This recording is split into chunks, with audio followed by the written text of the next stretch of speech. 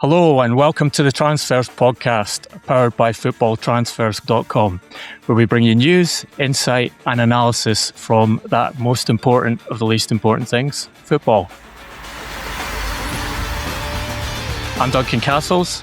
We are 11 days out from the Premier League's transfer deadline, and what better way to analyse where the market stands than with the man who discerning supporters choose to separate rumour from reality. Former BBC sports correspondent, current football correspondent for The Athletic, and the SGA's football news reporter and sports writer of the year. Welcome back to the Transfers podcast, David Ornstein. That is quite an introduction, Duncan. Blushing here in my home office and very grateful to be back on with you. It's a real pleasure. We're delighted to have you back on the Transfers podcast, and given it that it's my birthday week, it feels like an early birthday present to have you here. No, I thought you were going to say to receive some transfer news, and you know who's going to gift you some priceless information. That's the very least you deserve as you turn 21. So let's see what the market dishes up in the coming hours and days. I wish for both.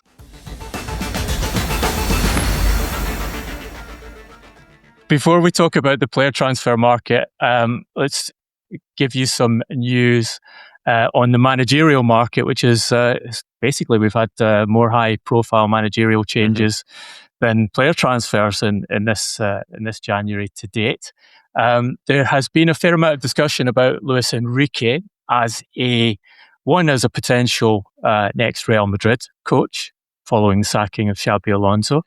And secondly, as maybe an outside or the perfect choice if Manchester United were able to get Enrique, convince him to leave Paris Saint-Germain to come to the Premier League. I can tell you that PSG are completely relaxed about this situation.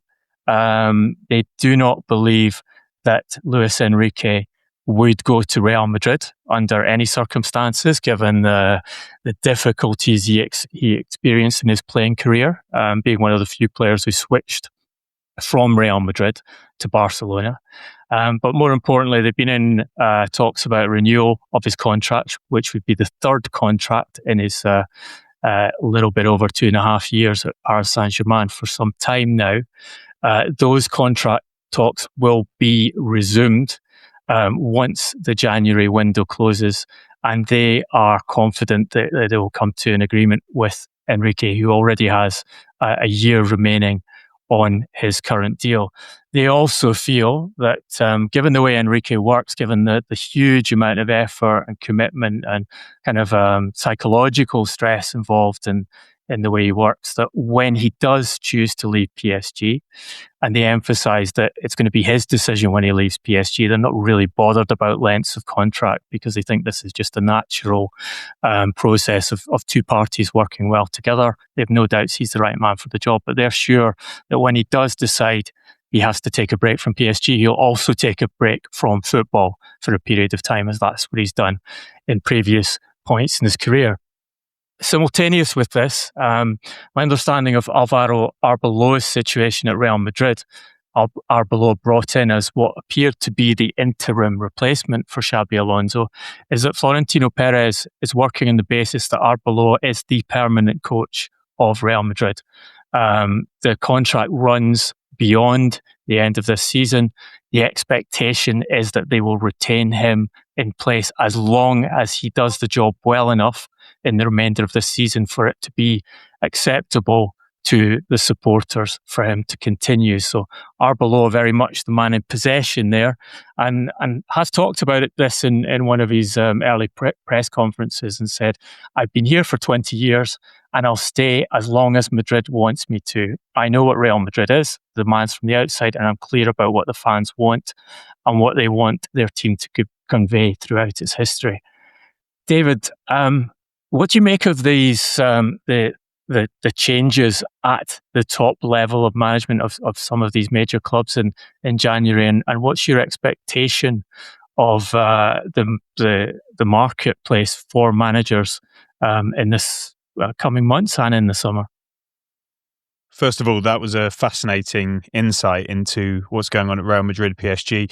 And yeah, I gain the same noises from around the Parc des Princes, which is that they're very happy with Luis Enrique, despite results of late, and it's been an historic period under him. The relationship is strong with Nasser Al-Khelaifi, with Luis Campos, and they've formed a decent triumvirate there that they'll hope to continue. And so when these sort of reports and rumours flare up around Manchester United and elsewhere, I sense a feeling of calm. And we'll see how things develop. I take your point on the break that he might want post PSG, whenever that may come. Don't forget the trauma he's been through in his recent life as well, which is sometimes overlooked in these sorts of conversations, and the stress that and intensity that managing at the top level entails. I'm also fascinated to know if anyone has managed Barcelona and Real Madrid ever in recent years. Jose Mourinho came close as an assistant at Barcelona, then the main man at Real Madrid, but that's another fascinating dynamic. Look, the managerial market has exploded in 2026 in a way that we maybe didn't forecast so soon. The turn of the year, we're all thinking about the player transfer market, and then suddenly, just as the champagne corks are popping for the turning of a page, comes similar at Stamford Bridge with Enzo Maresca almost signing his death warrant there. And he was gone. I think it was the Thursday, New Year's Day, maybe into the Friday. And then incredibly, Ruben Amorim, all hell broke loose. The Friday press conference, the Sunday comments after the Leeds United game, and then by Monday morning, he had been dismissed. In and amongst that was Xabi Alonso, as you talk about. We had the intense pressure on Thomas Frank, which hasn't gone away, but has perhaps been alleviated a little bit following that victory over Borussia Dortmund. At the other end of the Premier League table, the Nuno Espirito Santo situation at West Ham is uneasy, I guess.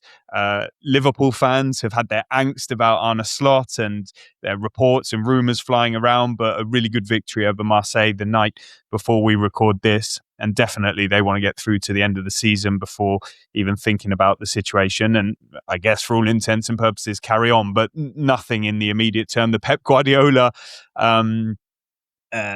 situation is one to, of course, keep an eye on because of the contract that expires in 2027, but also the growing sense that so many of us have talked about and reported in the industry that there could well be a departure in the summer of 2026, which, initially we all thought the contract was actually going to be a 1-year extension. It eventually got announced as a 2, but even people inside City were adamant that the initial plan was for it to be 1, and maybe 2 was a clever step to try and keep the sort of pressure and focus off for 1 year, although it doesn't seem to have worked because obviously they've been having conversations with potential successors, which they would always do, forward planning and due diligence. You've talked about it. I reported on Maresca, and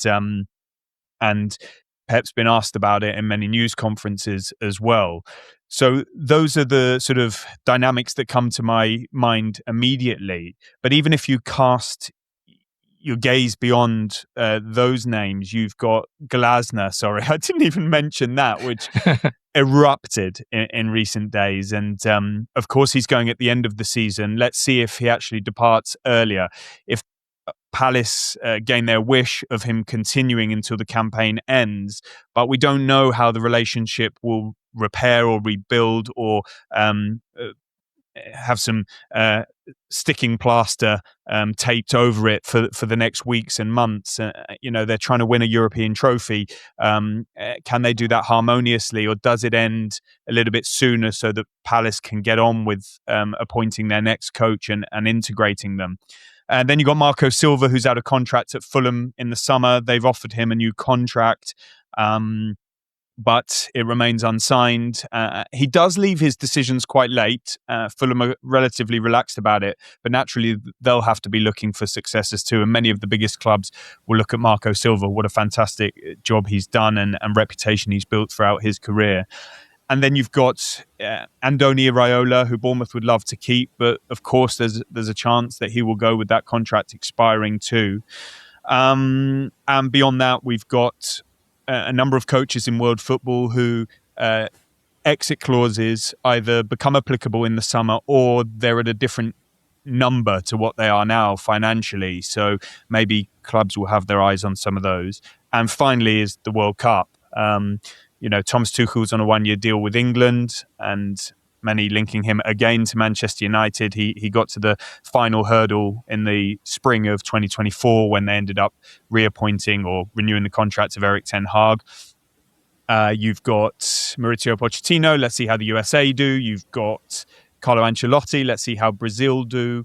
Julian Nagelsmann with Germany and others. And then you've got coaches like Ruben Amorim who are obviously going to be available. So, of course, for the public, the player market dominates January and the summer. But actually, I would argue that at this point in time, the managerial merry-go-round is perhaps more fascinating, and there are real big movements and repercussions that make it such an unpredictable and intriguing time. You mentioned Andoni Iraola there. Sergio Crachinas on last week's podcast told listeners that Bournemouth intend to continue or reopen contract talks with Iraola after this window is closed. They've got quite a lot of business to do at present, which we'll touch on later in the pod. I might just throw in there that there will be names that I haven't mentioned there. Cesc Fabregas is turning heads across the world game.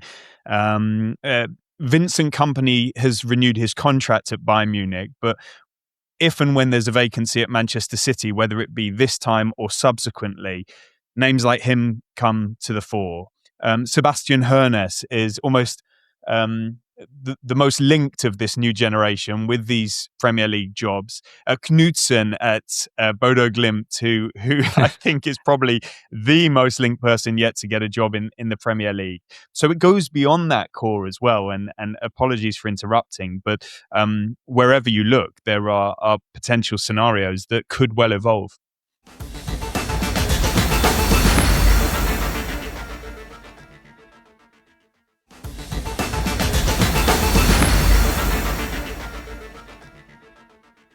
You've mentioned a whole host of coaches who are either absolutely available to be employed or are probably quite interested in a switch of job, and some maybe who take some persuasion.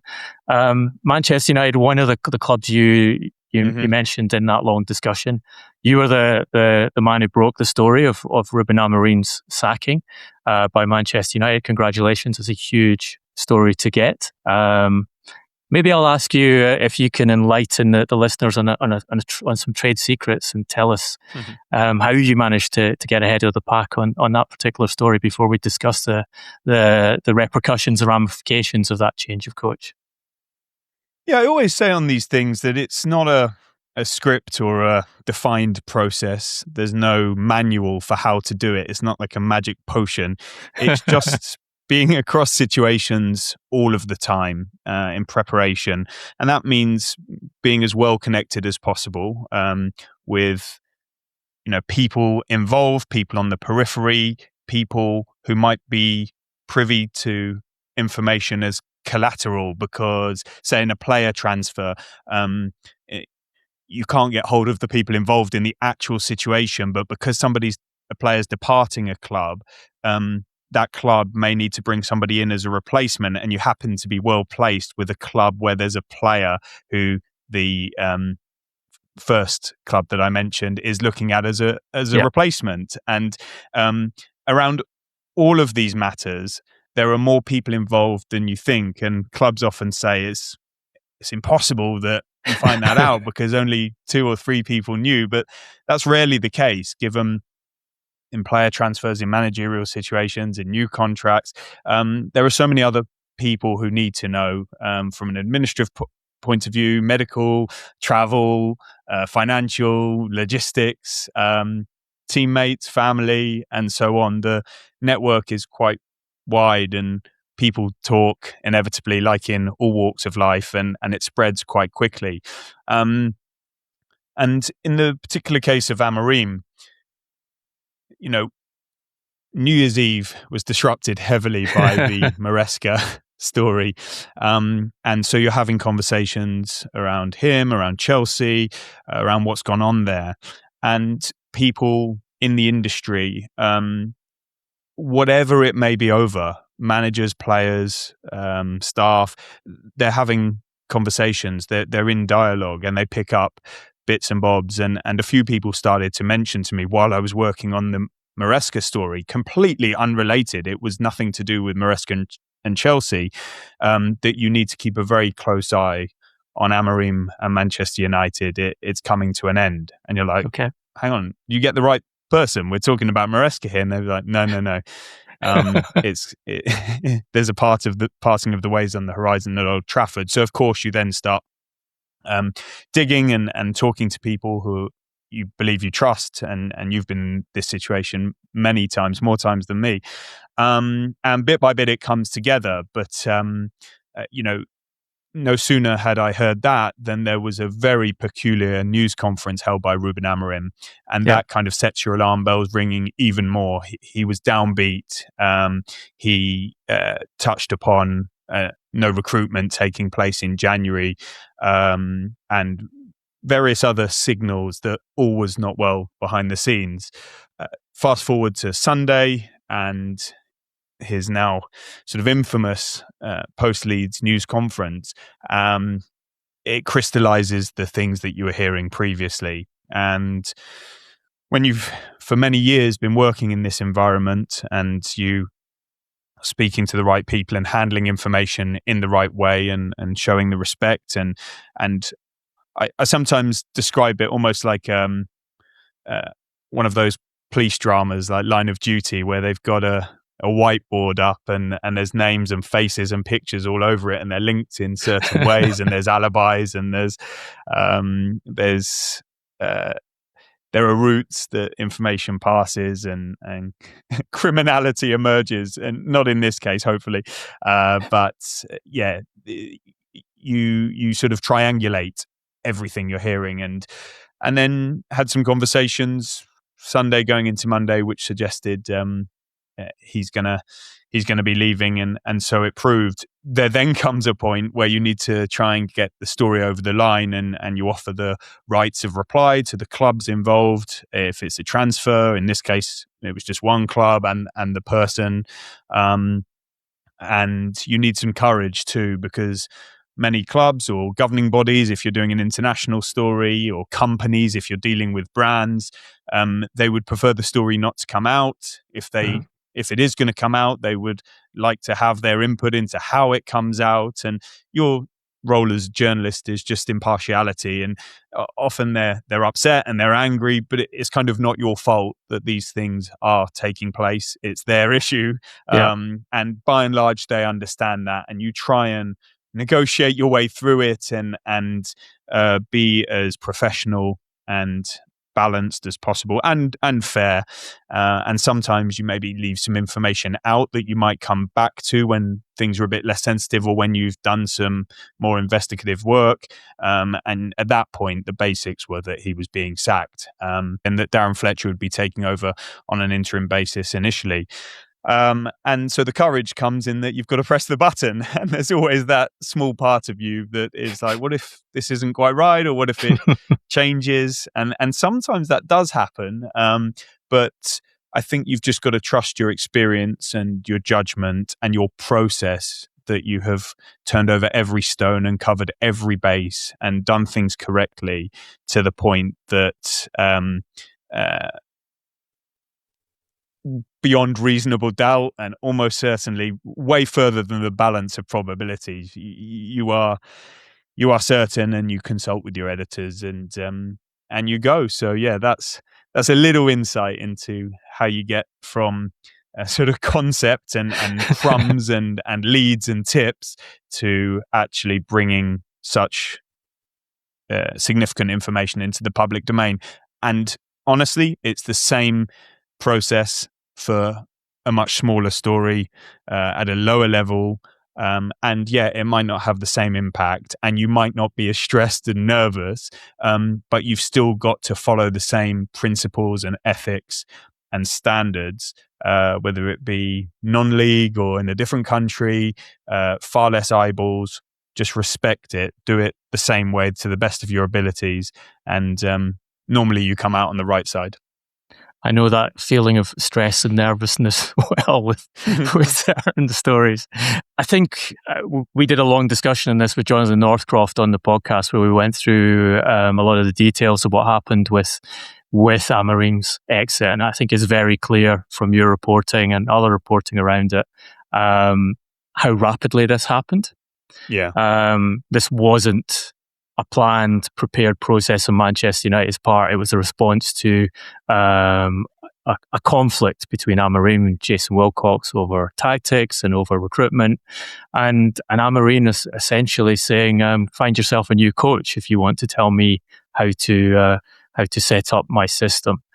That then results in them having an interim coach in Darren Fletcher, and then an interim coach in Michael Carrick, which again, I think tells us they weren't prepared for this.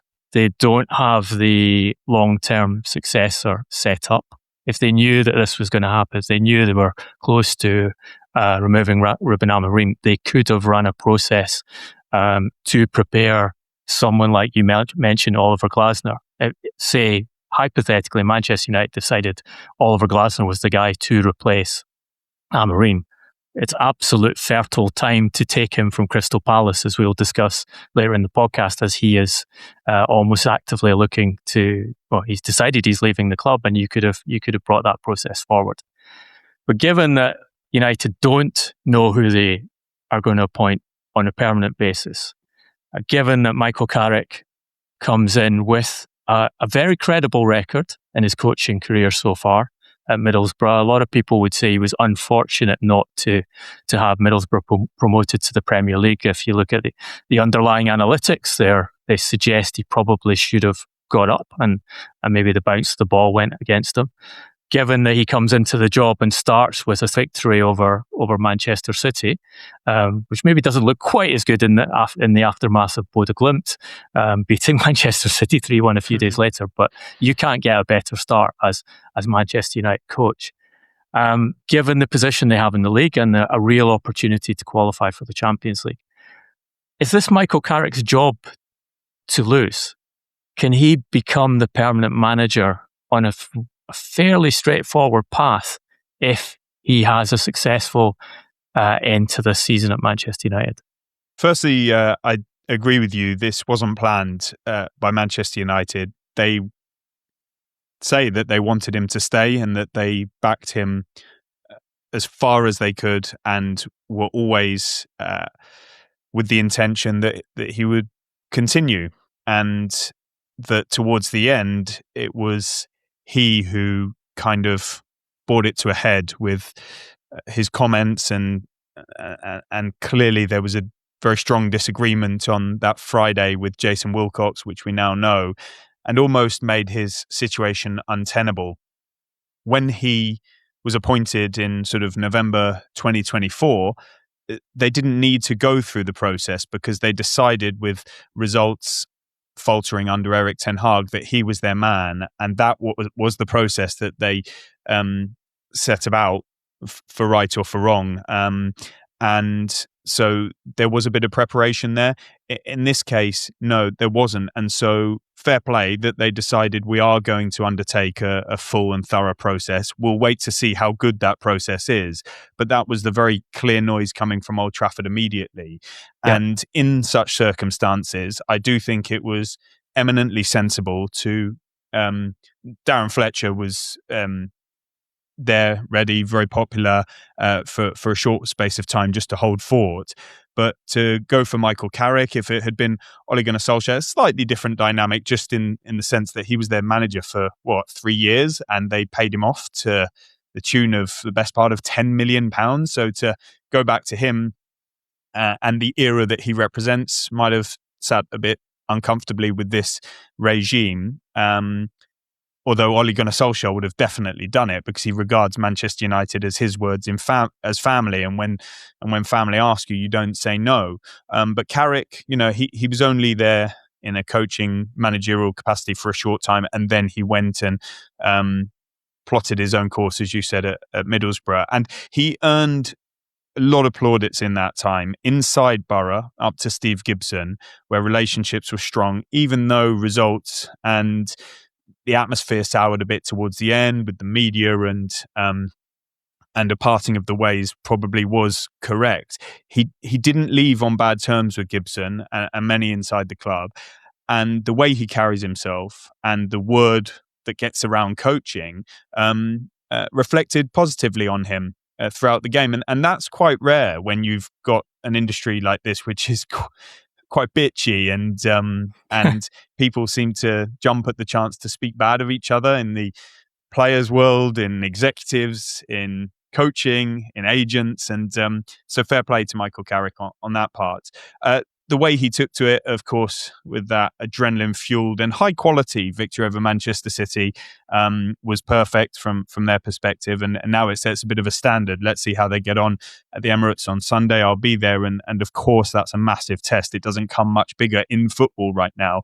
And then they go on with the sole focus of trying to qualify for next season's Champions League.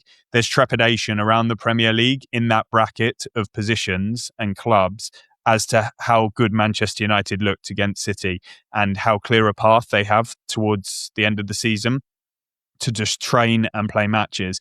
Now, for some, it's backfired. I remember when Arsenal were out of all competitions and people said now they'll just have the one game a week and they'll be raring to go. And actually, players and coaches thrive off competition at the business end of the season, not off of training. And almost the training time lets anxieties get into their head and they don't necessarily steamroller towards the top 4 or 5 now in the way that many expect. So we'll wait and see. But Carrick naturally throws himself into the mix depending on how well he does. Now, many have said, can't repeat what happened with Ole Gunnar Solskjaer. He could do well, and you've got to make the change. I don't think it's that binary. I think run your process. Start speaking to available coaches now, if you can, coaches that are in work and it doesn't upset or break rules with their employers. Speak to those who maybe are in international jobs. Run your data analysis, crunch the numbers, look at your stylistic fits, like they did last time when it was ultimately Tuchel and De Zerbi who got to the end. But in and amongst them were Frank and Pochettino and others. Xavi's always linked to Manchester. You've got all of these people that you've got weeks and months now to study, and Michael Carrick could play himself into contention. That may mean that he emerges as a proper contender as they really bring it to the boil and the summer arrives, or he may phase out in their mind, in his own mind. Like maybe he doesn't want to take this on at that time. I don't think there's anything firm at this time. I just think do your work, get on with the things that you should be doing to give yourself the best chance of an appointment. And it's just utterly hypothetical right now to know if Michael Carrick is in or out.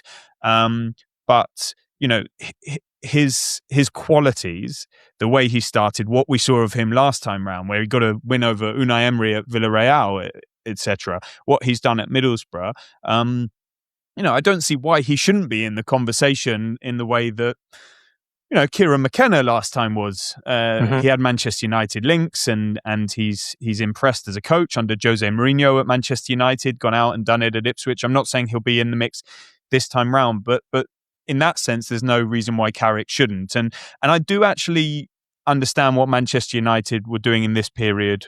They needed some United connection with coaching ability, because I know it sounds sort of trite and cheap, but to raise spirits and to put smiles on faces is probably a necessary and a slightly underrated quality. It's not the be all and end all, and someone can come in and do that but lose matches, and we'll have to wait and see how Carrick gets on. But it does feel that a lot has lifted off the club with this change. And that's no disrespect to Amorim. I know people have taken digs in terms of the formation, which did become a bit ridiculous. The debates were just engulfing that club, back three, back four, not using young players from the academy, not going and watching academy matches. A lot of mud is being flung at this point. But like, they picked Amorim because they really rated him. I think he will go on to have an excellent career. He was being looked at by the Liverpools, West Hams, Chelsea's he interviewed for a couple of times. And maybe it's a time for reflection. Maybe he takes a job, whether it be in Portugal or elsewhere, rests up and goes again. But I do think Manchester United have done now what's right for them and the situation.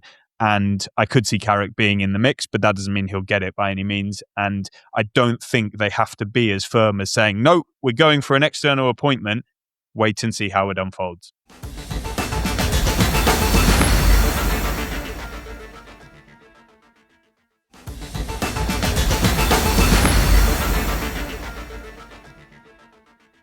Someone made an interesting point to me this week, which was that Ruben Amorim was Omar Barada's appointment. We know that Omar Barada drove that. It's his choice. There were objections from, for example, Dan Ashworth. Certainly wasn't Jason Wilcox's, as football director's, decision to bring Ruben Amorim in. What we have now is Jason Wilcox being at the forefront of choosing Michael Carrick coming in. So you have a degree of an alignment there in that this is Wilcox's guy. Anyone external may not have the same relationship with Jason Wilcox as Michael Carrick has. So I think that's something in his advantage. Mm-hmm. One of the key things, obviously, for Manchester United isn't just a coach. It's how they're going to upgrade a squad that is clearly substandard for their stated targets of winning the Premier League in a few years' time. We know that central midfield is a key area for them in the summer. We know they like Elliot Anderson, understandably, given his performances at Nottingham Forest. Carlos Baleba, they had a go for last summer, decided it was too expensive. Adam Wharton.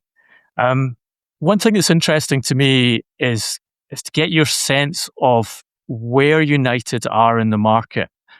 With Anderson, Baleba and Wharton, they're going for top targets in the Premier League. If you're looking for certain age of player, certain quality of performance, those are the best available players who you could have a realistic chance of getting out of their clubs.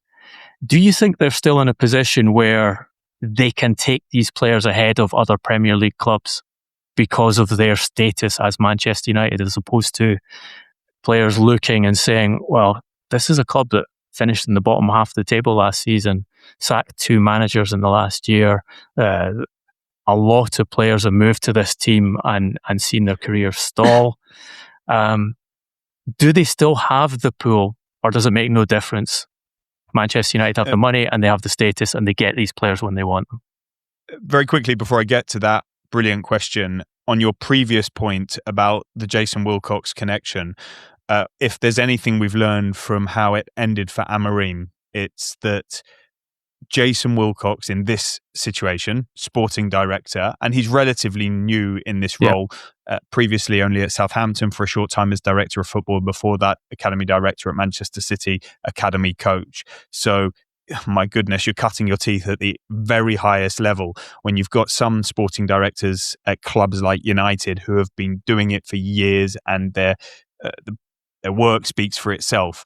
And that connection is absolutely critical, and it cannot be anything other than tight. It doesn't mean to say it goes on forever, but you know, he was so fresh in himself, Jason Wilcox, at the time of Amorim's arrival, and you know, Ten Hag preceded him, which wasn't ideal. We're seeing that at Newcastle, where Eddie Howe has preceded 3 sporting directors now.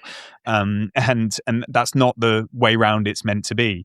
Yeah. But it happens sometimes. So at Arsenal, they had Edu in position and he helped appoint Mikel Arteta. They formed a strong bond and lifted the club. Arteta was there before Berta. He influenced the appointment, but they formed a really strong connection by the looks of it. And Arsenal are now in contention for a quadruple. Manchester City, Pep Guardiola, cheeky Begiristain. Let's see how it goes with Hugo Viana because it's relatively early days. And not all would have been perfect between Guardiola and Begiristain, but my goodness, the success is there for all to see. And you go on like that elsewhere. Liverpool, initially Klopp and Edwards. A lot of people have said that, towards the end, it wasn't as good as it could have been. Edwards and many of his colleagues left the club, and then when Jurgen Klopp departed, they came back. But Manchester United have to focus on getting that right. In terms of the player market, of course, Man United are a huge pull in terms of the club history, the stadium, the identity, the salary that they have offered. Even as recently as the summer market, where from what we hear, Brian Mbeumo, who was attracted by Manchester United, the club, the style, was also given a very lucrative package that perhaps the other clubs in the mix, your Tottenhams, Arsenals and Newcastles. And his representative as well. Or both of those sides, they outbid and outbid early and agreed early, which gave them an advantage in the process of completing that deal. Yeah, and interestingly, they tried to go lower on transfer fees last summer in some cases because they had gone so high on the numbers that you mentioned, and that was almost like gaining the commitment. Do you remember when I broke the story of Brian Mbeumo has decided to join Manchester United? That was a huge evening, I remember, because United fans were just energized by the fact that he had picked them. But then Manchester United needed to reach an agreement with Brentford, which took sort of 6 weeks. And I think they were hoping that by getting the player on side, they could have got the fee more reasonable because you're boxing off the opposition. But Brentford were too wise to that, and they drove a hard bargain and ended up getting the price that they wanted. Cunha was a release clause. Sesko, they did end up going high on the release clause. It was kind of a fight, wasn't it, with Newcastle? So they're an attractive club to join for a number of reasons. They'll hope to be back in the Champions League next season, or at least European football. So that will help as well. I mean, actually, their wage bill, if you look at the Deloitte Money League that's been published this morning, they're below the likes of, I think, Arsenal for the first time, and they've dropped from 4th to 8th, which is a record low. But also their wage bill has come down. I think Arsenal's is now higher for the first time. And you assume that's to do with Europe and so on. It doesn't mean they're paying bad salaries, but I think they are trying to be a little bit more disciplined because they have to from a financial perspective. But they're not maybe the attraction they once were, where we're going quite historic now, where if Manchester United came calling, you were going there. Like, there was no question under Sir Alex Ferguson. So they kept signing the best Premier League or English players there were. And I thought that would have continued with a Harry Kane and a Declan Rice because they had the chance to sign them both, but it hasn't really materialised like that. And I think the most recent example is Semenyo, who Manchester United were there for, and he decided to join Manchester City. You've got players who know that they'll have a greater chance of success elsewhere at the moment, whether it be City, Arsenal, perhaps Liverpool. But those margins are quite fine, and things change quickly in football. So I don't think, and Mbeumo is a good example. I don't think they're having major struggles to attract people to join Manchester United, and understandably so. But the competition is more fierce than ever before, and others are starting to tip the balance, and it will be the role of Wilcox, Barada, and the hierarchy there. Vivell, Director of Recruitment, Carl McCauley's gone there to help as well, where whether it be through football or finance, and most likely both, they need to really assert Manchester United's authority. And the big question will be how they fare in that midfield situation that you outline, because Elliot Anderson is going to go, by the looks of it, around the 100 mark, give or take. We think Manchester City might be in the mix. They seem to want to bolster in midfield. It's been a difficult reintegration for Rodri. Calvin Phillips didn't work, and so on. Then, you've got... I don't know who's in for all of these players at the moment, but the Liverpools of this world, the Chelseas, I think they feel they're a little bit light more in central midfield, given that Enzo has been deployed more at the number 10 role. Yeah. And so the Anderson, Wharton, Baleba, who obviously hasn't had such a good season, but will remain at the forefront of minds for many of these clubs, who might see that as an opportunity, that he's fallen back a bit. So this is more realistic, a time to go for him. We know what he's capable of, or we think we know what he's capable of, and we can get him going again. And bring him back to the level we believe he was on course for. And there will be other names in that sort of area as well. But yeah, that's the focus for Manchester United, to our knowledge, and a lot will depend on Casemiro leaving as to how many United look to bring in that area. And then, having missed out on Semenyo, which was deemed a market opportunity, it did also belie that they do feel they need somebody for that wide left attacker position, with Rashford and Sancho seemingly having no future at Old Trafford. And therefore, I'm intrigued to what they come back to in that role. What's going to happen with Harry Maguire, who's in his option year now? So does central defence need bolstering if they're not going to renew him? They're always looking at sort of fullback position. So I do think it's a heavy, a potentially heavy summer for Manchester United in terms of recruitment. Again, they've spent significant money already. This rebuild continues, and no wonder they've bolstered their recruitment operation in preparation. But the attractiveness of them will really be put to the test. I don't think it's diminished much, but it's a more even playing field now than it was historically.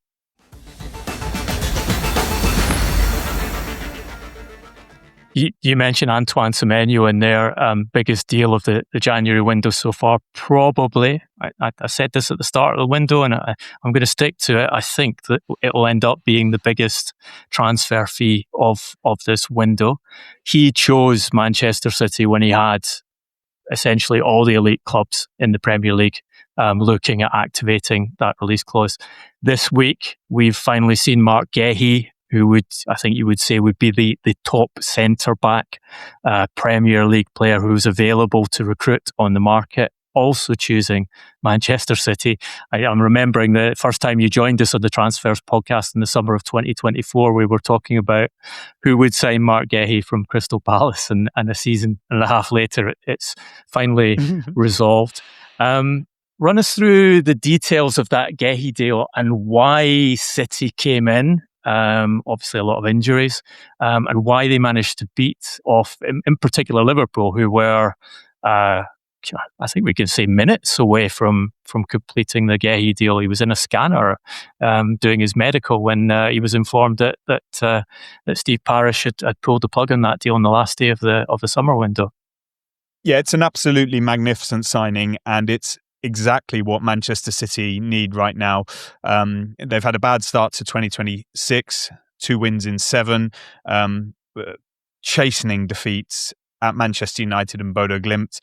And with Guehi coming into a position that they've suffered injuries in to Ruben Diaz and Josko Gvardiol, John Stones, and you see the defensive line at Glimt, and you think to yourself, and I think they're going to be really good players in the future for club and country, but that was incredibly inexperienced and raw and not what you would expect from Manchester City. So Guehi is a timely arrival for them, and you imagine as soon as they can get him into the team, they will.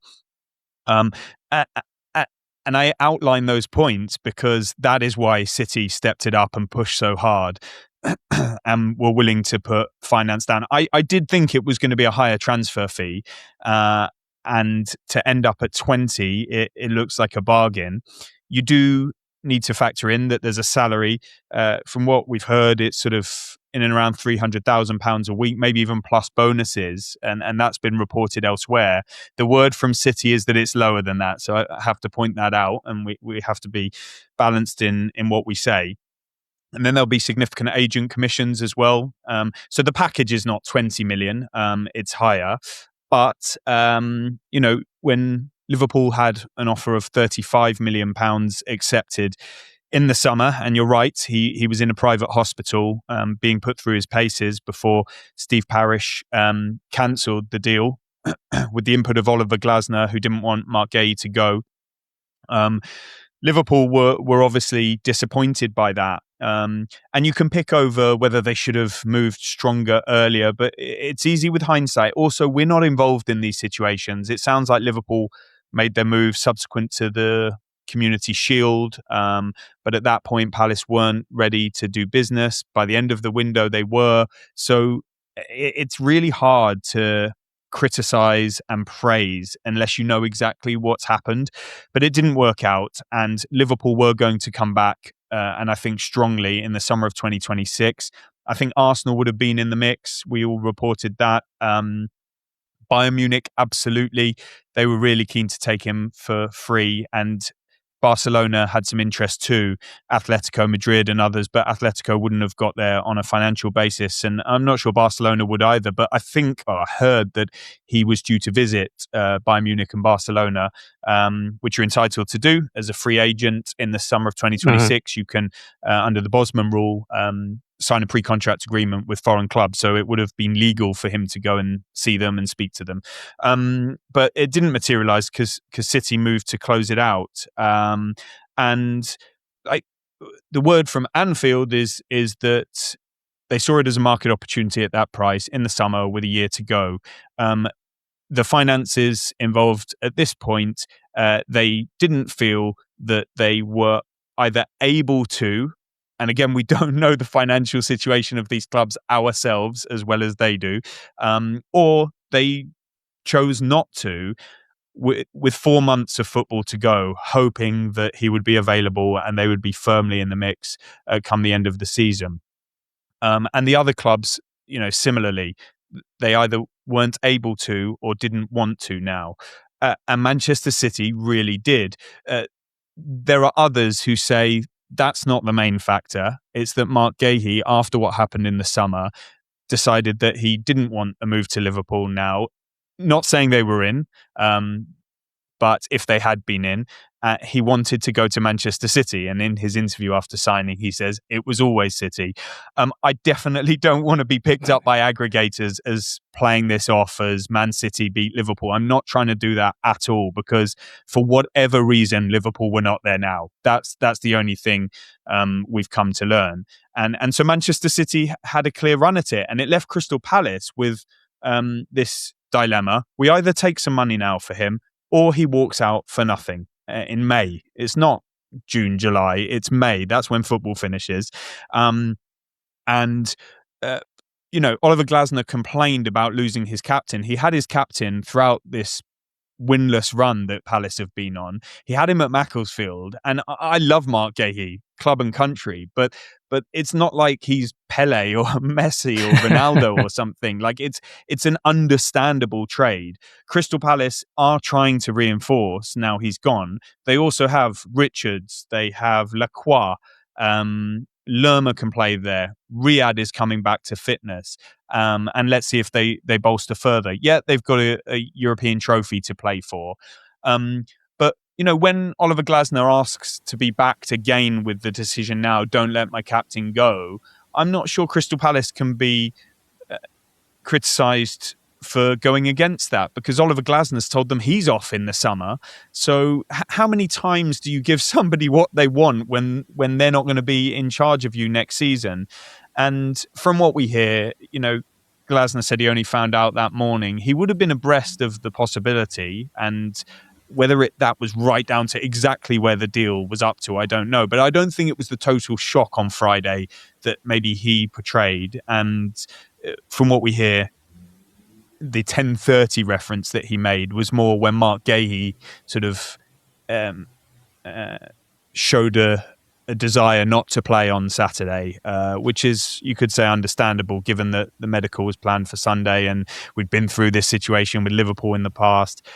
He played against Aston Villa, if you remember, before the potential move to Liverpool, and he wasn't prepared to this time round. So look, it was quite messy, but in the end, I kind of understand the situation from all sides, and let's see how it unfolds, because it's a massive move for the Premier League and this transfer window. And don't forget, when you look at those numbers and the total package, and you might say, oh, Man City spending again, but they would have had to put a number together that would have been suitable for somebody that could have enjoyed the benefits and the untold riches of free agency at the end of the season and had his pick of clubs. So maybe you have to almost overcompensate for that if you're a club taking him now. And Man City have got their man.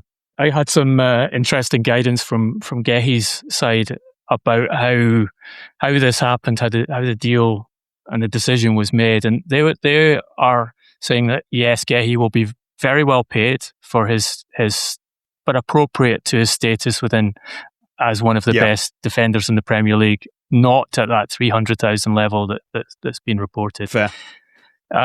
He has got a significant signing on fee, which is typical. He would have received the same thing as a free agent in the summer. So money went towards the player's direct acquisition.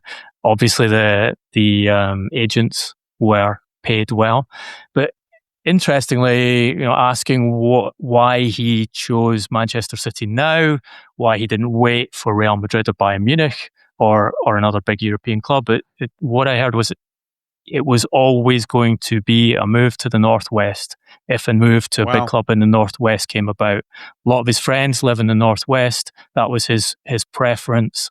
Obviously, Liverpool, he was ready to go there, and Manchester City, a very good fit for him. So, chose that option when it came about, and kind of emphasising the quality of the player's character, which I think probably something you're very aware of. Super focused on football, family man, church very important to him, but very kind of comes across as the perfect character to add to your dressing room. So you get that the quality on the field, plus you can move him into the squad and know it's going to be as good a fit as you can ever know in advance of that situation.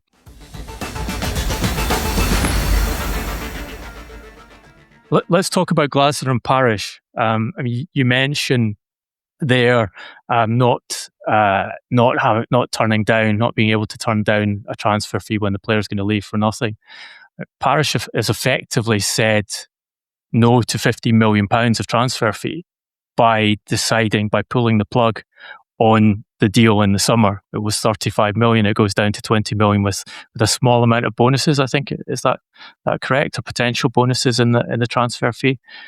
And you have this situation where Glasner pushed Steve Parish very hard to retain Guehi in the summer when they were talking about extending his contract, when he was the hero, when he just won the FA Cup, when he was in the middle of that club record unbeaten run.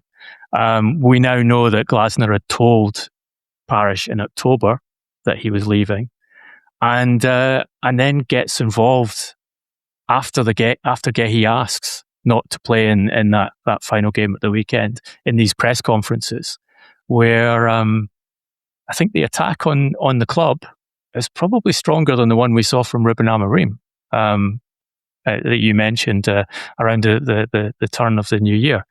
It's a fascinating situation. What's your read on why Oliver Glasner is still at the club, given that it looks like he looked like a coach who was trying to invite dismissal when he was doing those press conferences over the last few days? Yeah, the deal actually, I thought it was add-ons on top of the 20, but the clubs said subsequently that it was just 20 and there were no add-ons in the end. I don't know if that was a result of changing some of the payment terms to make them better for one or all parties. Okay, good to know. In terms of the relationship, isn't it fascinating? Oliver Glasner is an absolutely top coach, clearly. I think he's a world-class coach. He's won a European title. He's managed big clubs. He's won a domestic title in England, the first major trophy in Crystal Palace's history. And that cements his place in the annals of legend at Selhurst Park. He also comes across as a great bloke. Like you do feel a lot of goodwill towards him because he speaks well. And I remember on the pitch after the FA Cup final, one player after the next was going on television and radio and lavishing him with praise for his coaching ability, tactical acumen, man management skills. sort of emotional intelligence and empathy, and you thought, wow, this is somebody that you imagine will sign at Crystal Palace and be there for years to come. I think the fact that he didn't and will be leaving is just testament to his ambition to coach in the Champions League and at the very top level, and you can understand that, and it doesn't look like he'll be getting it with Crystal Palace for the time being.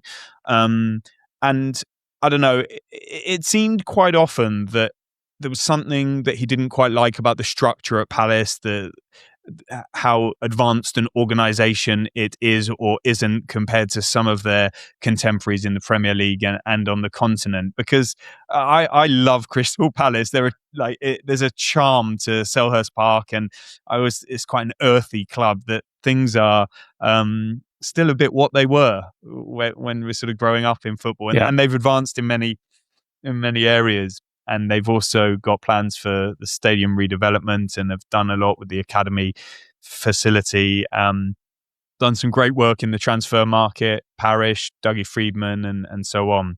And they've got an amazing catchment area there as well. But it didn't seem throughout his reign that they were the most natural fit and what he was maybe looking for. He said that he's kept his mouth shut post-Sunderland throughout this, but I don't think he has. I think there have been regular barbs in press conferences. Yes. And that actually jars a bit with what I hear behind the scenes at Crystal Palace, that relations are actually really good and like constant dialogue and communication and good partnerships and very calm, like you would imagine this Austrian elite football coach to be. And then suddenly he comes into the sort of public domain and all hell breaks loose. And certainly you're right, they were extraordinary outbursts that would maybe there are things he said that have breached his contract. Many coaches have clauses around non-disparagement and areas like that, which people were saying Steve Parish won't sack him because he won't want to pay him off, but he's probably got quite a strong case that he would be paid if Glasner went for potential contract breaches. But I don't think that either party are sort of getting into that, because ultimately they do like each other as far as I know, and that's why Crystal Palace never planned to be in this position. They never planned for his outburst. They never planned to sack him. They wanted to retain him to a new contract. And so, yeah, it was an extraordinary flare-up. But all the conversations you had immediately after that is that Palace, they want the dust to settle on this. They've got 3 days off that were scheduled. It wasn't a knee-jerk reaction to the Sunderland result. They'll just let people calm down and have conversations about this. There aren't layers, even though there's the American co-owners. Steve Parish, as chairman and co-owner, runs this show, and so you can meet him in London. You can pick the phone up to him. It's not like you're waiting for people to wake up on other sides of the world, and you need big summits like you do at some of the clubs, and boards need to gather. And that's actually again one of the maybe more appealing sides of Crystal Palace. And so that no doubt they talk it through. We reported, I think it was on Sunday, that the initial conversations had taken place with the new sporting director there, Matt Hobbs, and Parish hadn't talked to him at that point, but I presume he has now. And let's see what happens at Chelsea on Sunday. Is he going to go nuclear again, or is he going to rein it in? Have they kind of patched it up? The focus that I got immediately from the conversations that I had were that Palace are just focused on trying to get on with their recruitment. They need to buy some players or loan some players. And that brings a dilemma in itself, Duncan, because if Oliver Glasner wants players, are Palace going to deliver them now when he's gone in a few months' time? And they might not be the players that they would have taken if it was their choice. Conversely, do Palace make the signings and tell Oliver Glasner, here you go, you've got a player in the attacking position that you wanted, and it's not a player that he likes, and so he doesn't play them? And will the player come on that basis unless he has assurances? If he does come, will he be prepared to potentially sit out because he didn't use the bench at Sunderland? And on that bench was Camvo, who he's still young and quite raw, but he's said to have an incredibly high ceiling and be the successor potentially to Marc Guehi. He had Uche, who's had his moments that you would think you can at least turn to him in a time of consternation. And there were a couple of other players that may have felt a bit disrespected by what he said. It wasn't just kids on the bench, and they're not useless. And so, they're working on recruitment. We know there's an issue around Mateta. They've been trying to get a deal done for Siddiqui. We might come on to report there's been renewed interest in Gesand. And I think the concentration is to just get on with trying to finish the season quite strongly, and also to try and challenge for that European trophy. And back to something you said earlier about losing out on £15 million. Palace might look at it a slightly different way and say he's helped them to, what is it, 28 points? I might not have that exactly right, and those points will be really important potentially, depending on where they finish in the season, where there's a lot of money per position in the Premier League. And so everyone will have their different view on it, but we just got to deal in the facts. It's happened, and Palace will move on, and so will Marc Guehi, and so ultimately will Oliver Glasner. It's a fascinating position, a fascinating dynamic, this, because Steve Parish now knows he has to get a new coach. And ideally a coach as good as, if not better than, Glasner. Obviously, he's been told since October that he's been looking for a new coach, so the process has to be a fair way down the line. But if it needs time to complete, then he has that time now. If he were to dismiss Glasner for this, he would have to pay him off, unless he went down that complicated legal route. And I take your point. There could be justification for breach of contract to the extent of things that Glasner said. But he's also got the opportunity to place Glasner in this position and call his bluff and say, no, I'm not going to dismiss you. Yeah. Even if you want to leave, you're going to have to run to the end of your contract. You're going to have to do work for the rest of that money. We're not going to get relegated. We're safe. And if you want to throw the toys out of the pram on a continual basis and lose games until the end of the season, you might want to calculate what that does to your chances of getting the next job. What potential employers will think if you're going to have repeated press conferences complaining about the tools that have been provided to you, promises being broken, and not delivering on the field. Football has a very short memory in many of these cases. So it's an unusual dynamic, this one, in that Parish does have that option to just say, get on with it. I'm not going to give you what you want. Yeah, he's that type of guy, Parish, as well. I think he will be saying that. I really do. Yeah. And you make a really salient point on how other clubs will be looking at this, because they'll be studying Glasner, considering him. Manchester United have been linked, Tottenham have been linked, all manner of clubs, rightly. But these are very real concerns, and we've seen it over the years with coaches who are flavour of the month and have had some good results, maybe some success. But don't underestimate the power of the spoken word and them holding court in public, interviews, press conferences, and that could be coming to a place near you very soon. It can be on your own doorstep, that's your press conference and that's your interview. And people might not like this, but our profession, the power of the media is strong, and the message is so important for the players, for the staff, for the fans, for the global brand, and good things it can do, and also damage it can do. And those that get it right, and people can sometimes say they're boring and whatever, but it's actually in that sort of amphitheater about not getting it wrong and not causing the carnage that seems to be in vogue at the moment with managers sort of letting loose, and that belies a deeper issue here, which is like, who calls the shots at these clubs?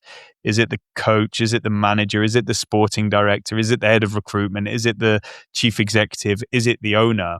And increasingly, the power seems to be rising to those at the top, especially with the American influence, I think, and the continental model that many of these clubs are starting to implement. But that doesn't chime with many of these coaches who I guess understandably want their influence to be felt. And when they see it happening at Arsenal with Mikel Arteta, and City with Pep Guardiola, and Villa with Unai Emery, and Newcastle with Eddie Howe, they probably think, I want a bit of that. And we talked about Jason Wilcox and the next appointment at Manchester United earlier, it absolutely increases the importance of the rules of engagement and the goalposts being set at the beginning and stuck to, even if somebody's ego grows or they're emboldened by success and progress to think, now I'm going to start flexing my muscles. It feels like a recipe for disaster. Get it clear from the outset and stick to it. And yeah, the impression that others will get of Glasner after these comments might be slightly different to what it was before. At the very best, it's going to be a more thorough interview and due diligence process before agreeing to take him on, and seeing if that is habitual, because there were similar instances at Eintracht Frankfurt and Wolfsburg. So can Leopards change their spots? We'll have to wait and see. I do think he'll go on to another great job and jobs in the future and continued success, but it's not a small consideration.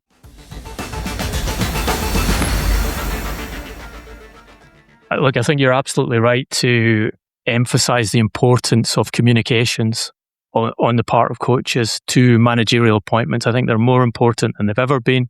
I think this, as you allude to there, it coincides with this kind of hollowing out of a coach's role at a number of clubs. And we've seen a great example of this recently with Enzo Maresca, with him having a limited domain in which he was allowed to work by Chelsea, and the complaints about having the medical department tell him when he could use certain players, having the recruitment staff telling him that certain players had to get pitch time to keep their transfer value up. And when you get that situation where the manager's role is being reduced deliberately by the clubs, they're deliberately taking responsibilities away from the manager. The one thing that they definitely need the guy to do well is communication.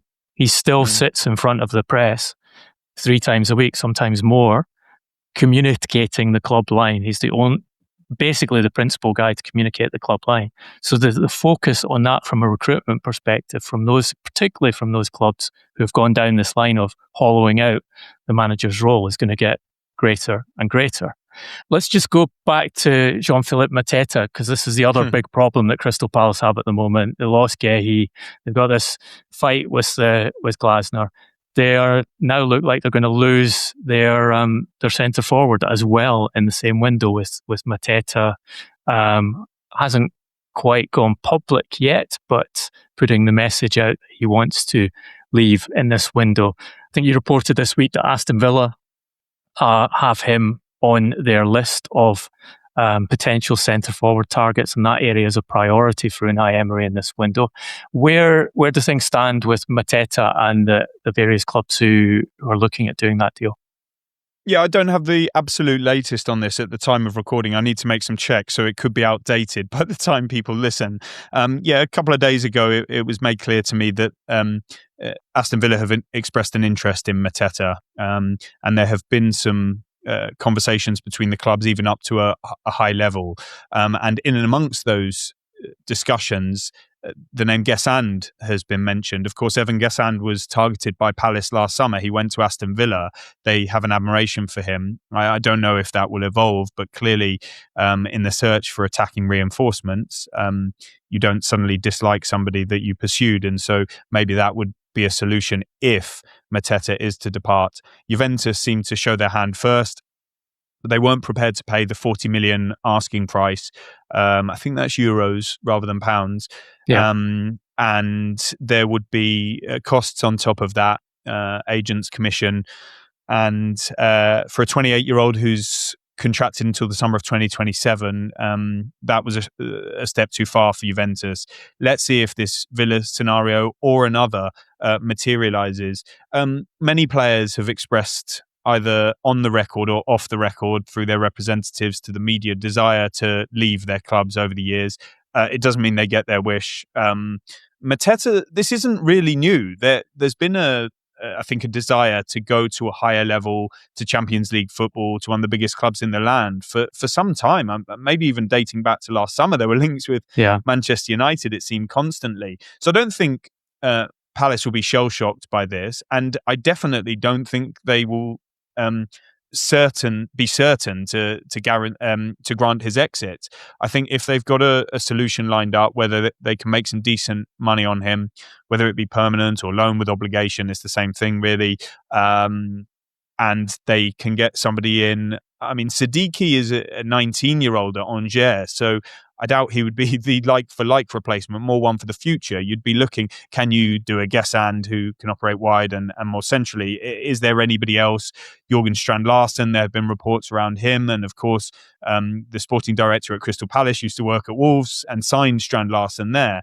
So there's a bit of a link.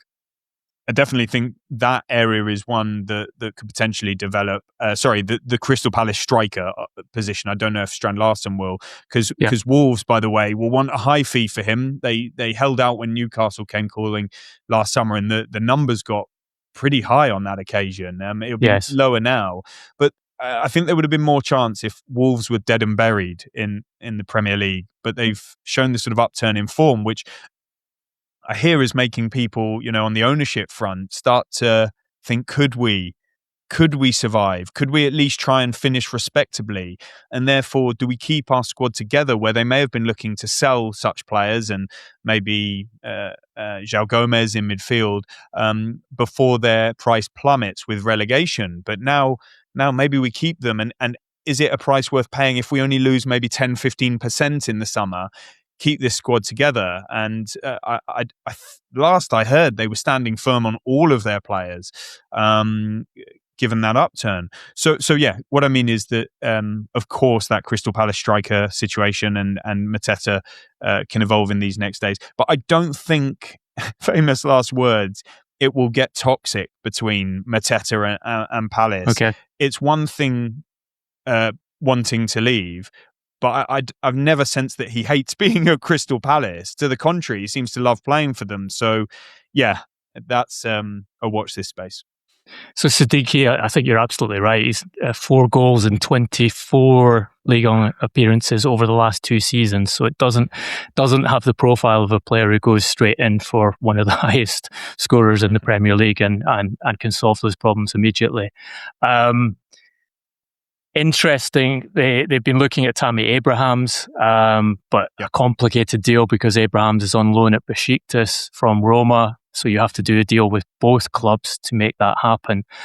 Interesting new name I can throw in here with an involvement for both clubs, which is Gonçalo Ramos at Paris Saint-Germain. Oh, wow. In that Crystal Palace have inquired about Ramos as a potential replacement for Mateta, but also Aston Villa are looking at Gonçalo Ramos as an alternative to Mateta or Tammy Abrahams. Ramos is kind of a perennial of the marketplace, given that he is a high-profile player who has scored consistently throughout his career at Paris Saint-Germain. 6 in 24 League and Champions League games this season, primarily off the bench. 13 in 34 last season, even though he was injured for several months of it. Doesn't start for Paris Saint-Germain because Luis Enrique prefers Ousmane Dembele in that central position for tactical reasons. Has always been considered to be a good fit for the Premier League. Has an interest in moving there. Guidance I have on what PSG think about that is that they are very much against the move now. They want to keep their squad whole for the rest of this season, primarily because they don't think they can replace with a similar quality replacement immediately. The players that they want and have already targeted, and we know how effective PSG are in recruitment and the way they work on their deals a long way in advance to get players set up before they make offers for clubs. They have replacements essentially already decided for Gonçalo Ramos, but they can't acquire them now. So they don't want to sell and will resist that move. They're in the same position with Lee Kang-in, who is in a similar situation within the squad in that he's not a regular starter. In this particular case, they have Atletico Madrid pushing very hard to take the South Korean international. And I think this is a harder one for them to resist, although they are resisting it for the reasons I explained, because Atletico tried to sign Lee before he moved to Paris Saint-Germain. Atletico actually came in after PSG and agreed a fee with Mallorca and managed to bump the transfer fee up by offering competition. But also because Lee moved to Spain as a 10-year-old.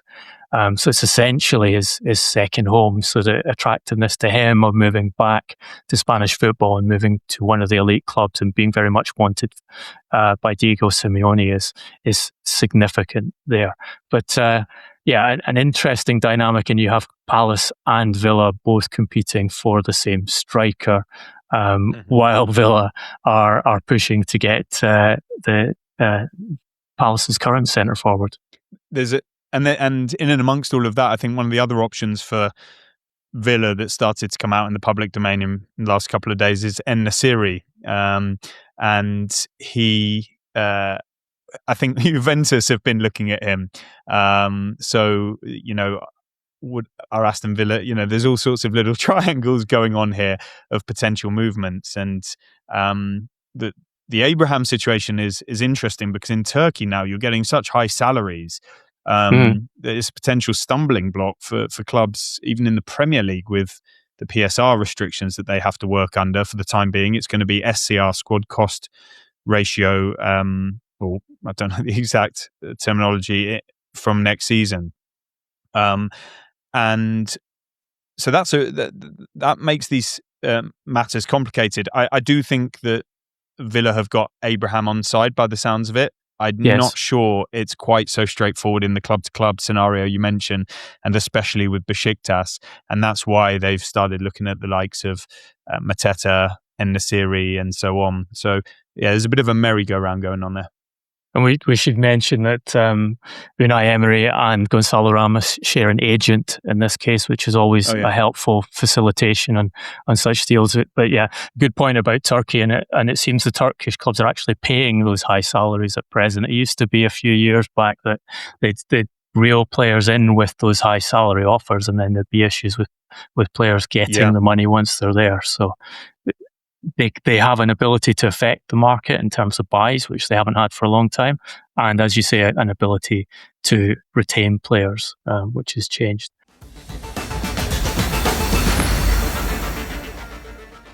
Let's do a quick section on Bournemouth. We told you in the last podcast with Sergio Cretinas from Portugal was on. He told us that Bournemouth were unhappy with the recent performances of their summer signing, Georgi Petrovic, in goal. They have moved to remedy that situation by making an offer to take Greek international goalkeeper Christos Mandas from Lazio on a loan, with an option to buy in the summer. I believe that option has some conditional clauses that would make it obligatory depending on how much football is played by him in the remainder of the season, and exactly where Bournemouth finish at the end of the campaign. They've also signed Alex Toth, a young Hungarian midfielder, 20-year-old with absolutely exceptional analytics that have him the best central midfielder in the Hungarian league. I'm told the transfer fee for that is 12 million euros. And looking like getting close to a deal for a replacement for Antoine Semenyo. Again, an individual who was mentioned some time ago in the podcast. About a year ago, we had Julio Gomez Filho talking about the elite South American young talent that were headed for European football. And the first name he picked out was Ryan, who was then an 18-year-old at Vasco da Gama, now played a full season for the Rio club, scoring 14 goals from 34 Campeonato Brasileiro appearances last year. On our sports science system, we have him as an estimated transfer value of 20.2 million euros. It looks like Bournemouth are going to pay a premium on that for the young Brazilian. And interestingly, Thiago Pinto, their president of football operations, flew to Las Vegas yesterday to meet owner Bill Foley, which presumably was discussions over this transfer activity as we get into the final few days of the window. What do you make of where Bournemouth have ended up after that summer in which they were forced to sell a lot of their top talent? now a January window where they've been forced to sell their best player again. It's a difficult situation for a club to recruit a lot of replacements rapidly. What's your sense of how well they've executed that, David? Well, it was a very difficult position to be in, and not for the first time. They've made some really high-profile sales of key players. When you think to the start of last summer with Dean Howson, they lost the centre-back Zabani to PSG, Kirkes to Liverpool, Semenyo to Manchester City. They're basically selling players at a premium to Champions League winners, which is a real credit to Bournemouth and the way that they're trading out as well as in, because these are players they all managed to pick up for lower prices, and there are quite a few others as well. And they're even sort of developing players for the first time in a long time at that club, helped by an amazing new training setup. I think while we've been recording, they've announced news of planning permission being granted for stadium redevelopment, which is one of Bill Foley's big plans. Big Bill Foley's big plans? Big Bill Foley's. And he's certainly a big businessman and sports entrepreneur. And so this is a real pinch point, isn't it? They're in a slightly nervous position in the Premier League, 15th, 10 points above West Ham at the time of speaking, who are in 18th spot. And although they play Liverpool next, which is a huge test, it is at home where nobody likes to go. And then they have some more appealing games: Wolves, Villa, Everton, West Ham, Sunderland, Brentford, Burnley. Then it gets a bit tough with Manchester United, Arsenal, Newcastle on paper. And David Moyes won't say thank you to you for putting Everton, who I think have got as more away wins than anyone else in the Premier League this season, in amongst those more appealing games. and they've just beaten title-chasing Aston Villa at Villa Park. And David Moyes doing an incredible job with a threadbare squad. And I think there's a lot of credit deserved to Moyes for that, so I've claimed some of the ground back. So that presents, there are some games in there where you assume Bournemouth will pick up an adequate number of points. They appear to have come back to the boil, with that last-minute winner, last gasp, dramatic, romantic winner from Antoine Semenyo against Tottenham. And just looking, that was so timely after a winless run that was really starting to create some nervousness inside the club, from what I hear. Yeah, I'm just looking back now. They hadn't won since October the 26th against Nottingham Forest before beating Spurs, and they've since got a couple of draws against good opposition, Newcastle and Brighton, both away. We can only judge these new recruits once we see them settle in. Toth, you mentioned, I highlighted him in the Athletic Radar late November as one to watch for the year 2026 as a potential mover. He had the highest value in the Hungarian league ever. Now, it's not massive compared to the top European leagues, but it's still quite an achievement. Szoboszlai didn't really play there, to my knowledge, nor Kirkes. So it's a transfer record by some margin for the Hungarian top division. And I'm really looking forward to seeing him play. He's got a fascinating profile, and as you say, he performs well on the data. The goalkeeper, I don't have such knowledge of, but I think, competition for Petrovic, but also they've suffered injuries to the second and third choice, I believe, and Fraser Forster came in as a bit of an emergency, so they needed that. And I think the obligation might be very hard to hit. It's like related to team success trophies or something. But Ryan is obviously the most eye-catching, and they're trying to get that over the line as we speak. But it's on the right path, and it seems it will get there, even if they've paid a little bit more. There's also some pretty big agent commissions involved. There's a lot of people involved in that transfer.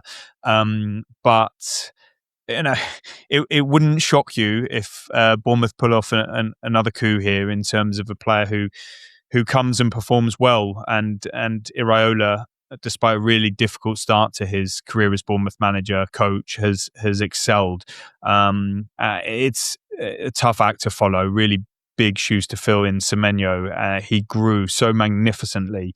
And actually one of the the questions I asked people around Bournemouth when they were looking for a replacement was somebody like Wanyeri, who wasn't playing at Arsenal, and there were a couple of links coming out, and it was explained to me that, full respect to him, really talented player, but that they've got a lot of smaller technical players, more slight, and they were looking, in losing someone like Semenyo, his physical presence as well as his technical ability and ball carrying and intelligence. And I had the privilege of witnessing him on the opening night of the season at Anfield, where he tore Liverpool apart. He scored 2, and it could have been more. That really does leave a gulf and a hole in the side, and how quickly Ryan can fill that is going to be one of the big questions that determines the rest of their season and beyond. But judging by how they've operated in recent times, it's Richard Hughes into Thiago Pinto, and they've got a good setup there, and obviously the aforementioned Foley at the top of the tree, and Iraola doing a great job while he's still at the club. We've got to give them the benefit of the doubt that they will perform strongly and try and have a good end to the season. You mentioned Iraola there. What are you hearing on Iraola's intentions? Because the sense I get of Iraola is he's very careful about what he wants to do next. He's not the coach who's going to go running to the first opportunity, and he's had plenty of interest from bigger clubs, particularly off the back of last season. Do you think that looks like sustaining itself, and he will they'll manage to secure him to another new contract? I really don't know on this one, because if you were to ask me a while ago on Glasner before he had confirmed his departure, I would have said he was definitely going in the summer. That was the feeling around Crystal Palace. And I don't know for sure on Iraola, because they've made their feelings clear to him. They want him to renew from the very top of the club down. But at the moment, they're not sort of in deep talks, because they've got a season to focus on, and that's at the forefront of their mind. I know with some of these Basque coaches, they don't get swayed by this noise in fan bases and media about Iraola for Man City, for Tottenham, he spoke to Tottenham, I believe, before they appointed Thomas Frank. He was interviewed by them. I don't know if he was offered the job, but they're an incredible school of coaches, multiple of them around football now, and probably more to come. And they think very clearly and clinically about these situations. Loads of people I speak to say they wouldn't be surprised if he goes to a different country and finds the right project for him, the right style, the right hierarchy that will support him. It's not just you succeed at Bournemouth, so let's go with Tottenham, let's go into Chelsea, let's go into Manchester City, wherever. And no doubt these clubs will speak to him, and Crystal Palace have been credited with an interest in him as well. But it doesn't guarantee that they'll just jump in the way that many others do. Premier League's the only place to be. So people could see him going back to Spain, to different countries, and continuing to hone his craft. He's still a young coach. He's got vast ability. He's represented by the same agent as Xabi Alonso, so you've got good backing in your own corner. I don't know if there's a firm decision yet to stay or go. I'd love him to stay at Bournemouth and continue the work there. But naturally, like Palace, you mentioned, have been assessing coaches for a while. Fulham, I know, are assessing coaches in case Silva leaves. Bournemouth absolutely will too, and they've not done too badly since they came back to the Premier League, and Iraola is a huge part of that. It would be a massive loss. But the fact that and I know it was Richard Hughes, had the foresight and intelligence to appoint him in the first place, and the connections, suggest they could probably do it again. But I definitely don't know of them giving up on trying to get him to renew. Whereas, say, at Crystal Palace, I think it was quite black and white. You raise a good point there about the assessment the coach has to make when these offers present themselves, because there's a kind of an assumption that someone like Glasner or someone like Iraola puts up great results by playing a particular style of football in the Premier League and takes a club like Crystal Palace or Bournemouth way above the position that we would generally expect them to be in, or wins the FA Cup and puts together this great unbeaten run.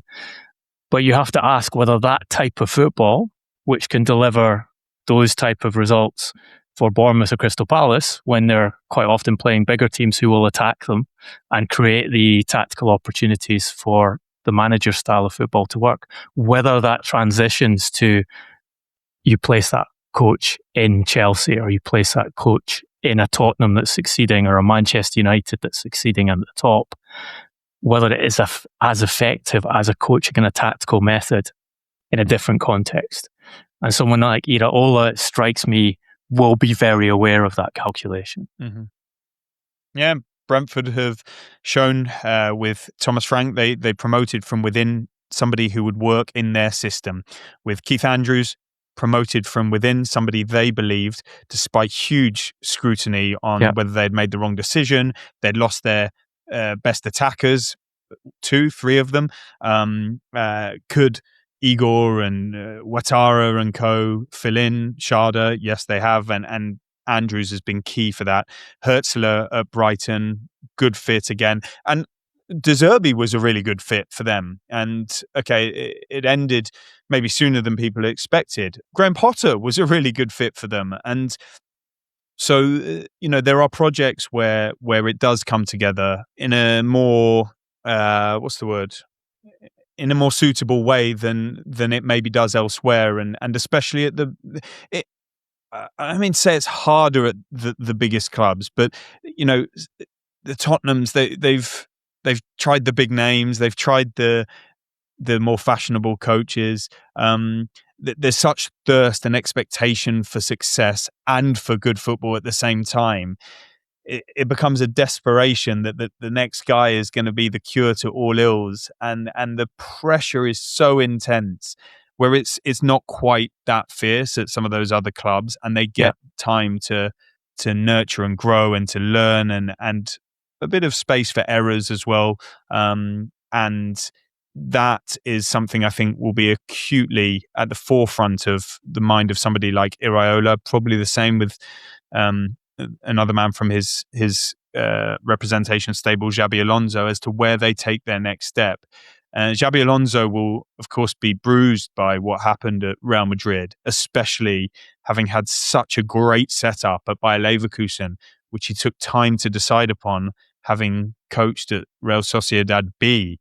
And that's another insight into the mind of a Basque coach. And so, yeah, you're right. It's not as clear cut, and there are thankfully some really good projects out there, but there's no jumping into these top jobs just because they offer a route to the top, a higher salary, a bigger profile for guys that clearly think very meticulously, like an Iraola.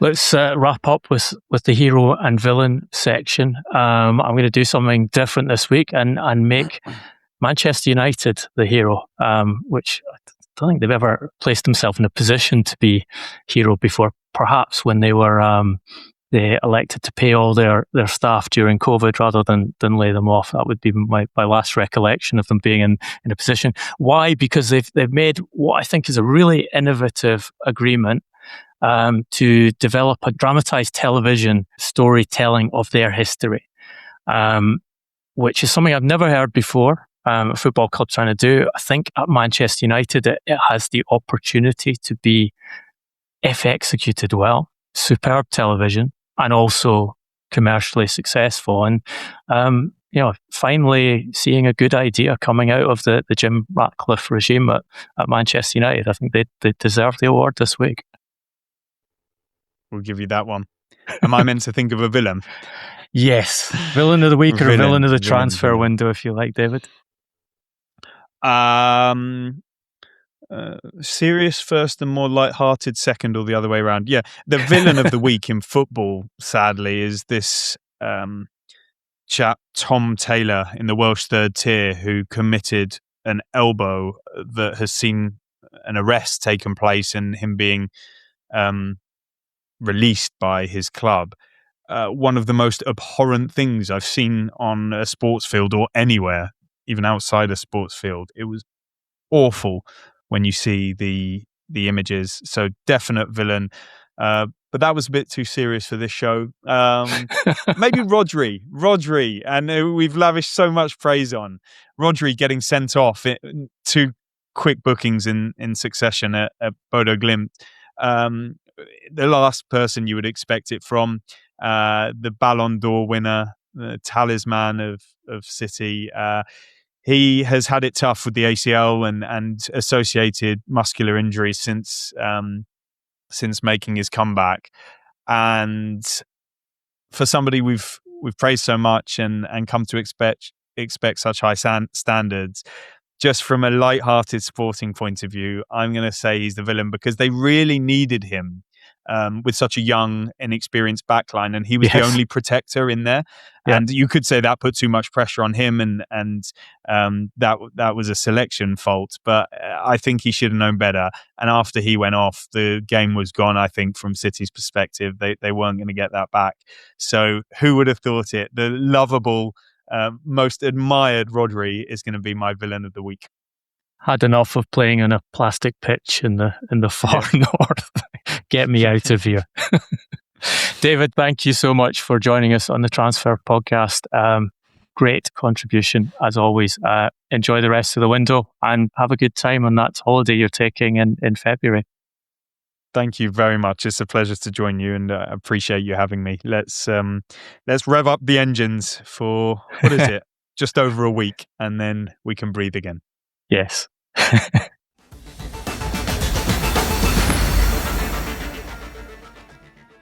You've been listening to the Transfers Podcast, powered by FootballTransfers.com. If you like what you heard, spread the word. Please follow, share, and rate us.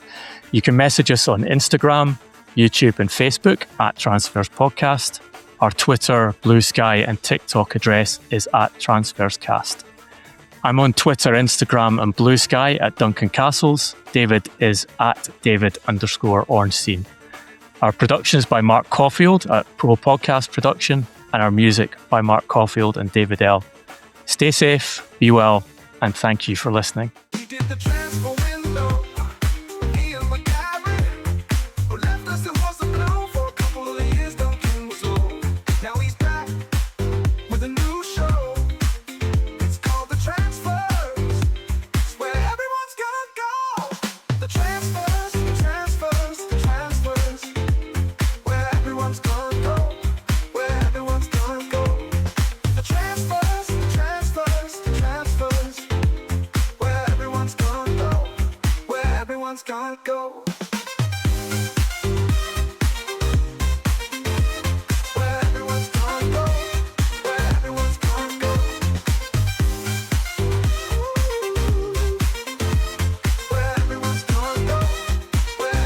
Gonna go.